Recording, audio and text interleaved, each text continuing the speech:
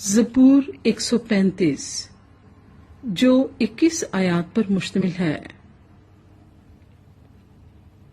خداوند کی حمد کرو، خداوند کے نام کی حمد کرو، اے خداوند کے بندو اس کی حمد کرو۔ تم جو خداوند کے گھر میں، ہمارے خدا کے گھر کی بارگاہوں میں کھڑے رہتے ہو، خداوند کی حمد کرو، کیونکہ خداوند بھلا ہے۔ اس کے نام کی مدح سرائی کرو کہ یہ دل پسند ہے، کیونکہ خداوند نے یعقوب کو اپنے لیے اور اسرائیل کو اپنی خاص ملکیت کے لیے چن لیا ہے۔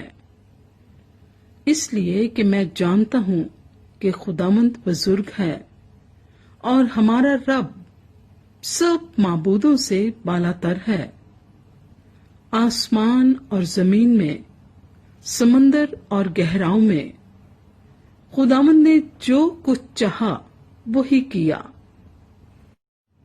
وہ زمین کی انتہا سے بخارات اٹھاتا ہے، وہ بارش کے لیے بجلیاں بناتا ہے اور اپنے مخزنوں سے آندھی نکالتا ہے۔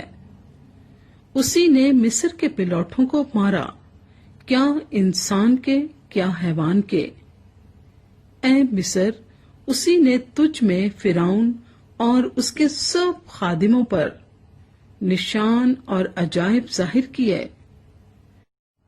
اس نے بہت سی قوموں کو مارا اور زبردست بادشاہوں کو قتل کیا، اموریوں کے بادشاہ سہون کو اور بسن کے بادشاہ اوج کو اور کنعان کی سب مملکتوں کو، اور ان کی زمین میراث کر دی، یعنی اپنی قوم اسرائیل کی میراث۔